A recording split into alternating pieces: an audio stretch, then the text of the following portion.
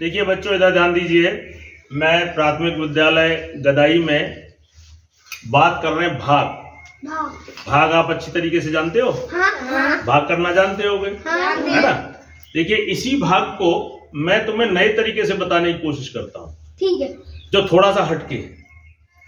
भाग कैसे काम करता है ज्योमेट्री में या वैदिक गणित में। देखो, ये क्या है? 93 भाग 3।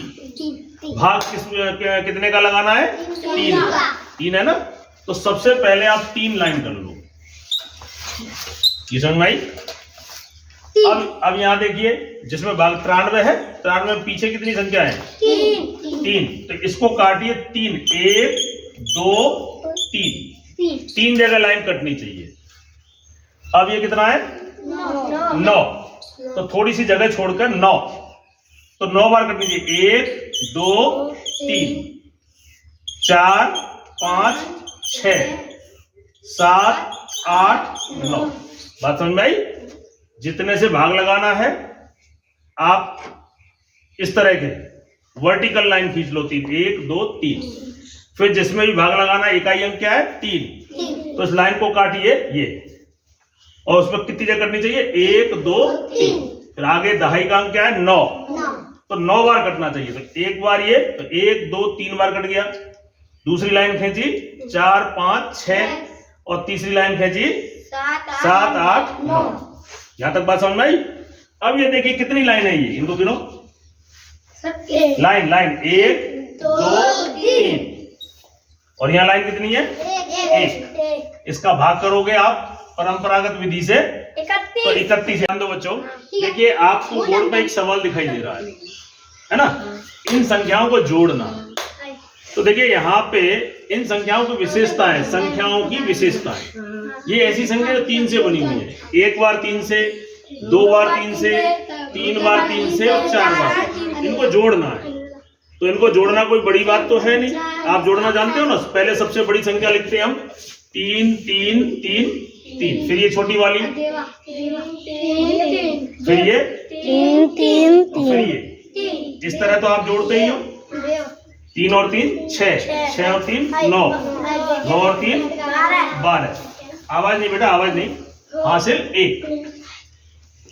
1 और 3 4, 4 और 3 4 और 3 7, 7 और 3 10।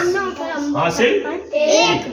1 और 3 4, 4 और 3 7, और ये आपका 3। यानी इसका हल कितना आया? 3000 3702 3702। ऐसा तो हम सीखते ही है ना।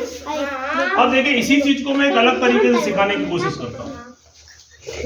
देखो, यहाँ कितने 3 है?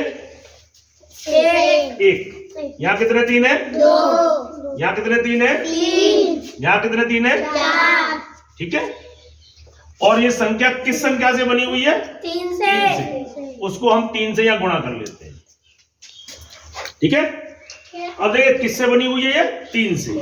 तो 3 लाइन कर लो। 1 2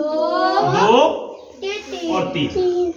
ये कौन सी 3 है? ये वाला 3, जिससे ये संख्या बनी हुई है। अब देखिए, इसका इससे गुणा करो। 4 3 कितना होता है? 12 होता है। तो यहाँ पे 12, 1 2 3 4 5 6 7 8 9 10 11 और 12। समझ में आ गया? अब यहाँ कितना है? इसका इससे गुणा करो। 9, 3 का 3 से 9। तो देखो, यहाँ 1 2 3 4 5 बताऊंगा 7 8 और 9। अब इसका इस 3 का इससे गुणा करो। 6 हो गया ना? तो 1 2 3 4 5 6। अब इस 3 का इससे गुणा करो। 3 1 2 3।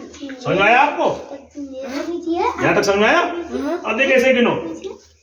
1 2 3 4 5 6 7 8 9 10 11 12। 12 का 2 हासिल 1। इस पे 1 हासिल हो गई। ठीक है।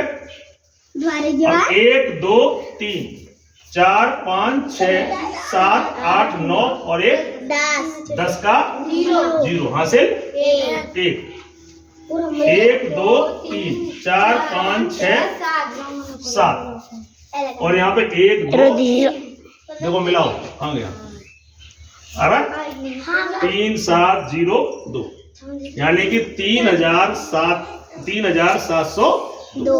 तो देखो ये संख्याएं कहीं ना कहीं रेखा गणित से जुड़ी हुई है। रेखा गणित और संख्याओं का कहीं ना कहीं आंतरिक रूप से संबंध है। तो इस प्रकार भी आप इस सवाल को कर सकते हो। ठीक है, बहुत बहुत धन्यवाद।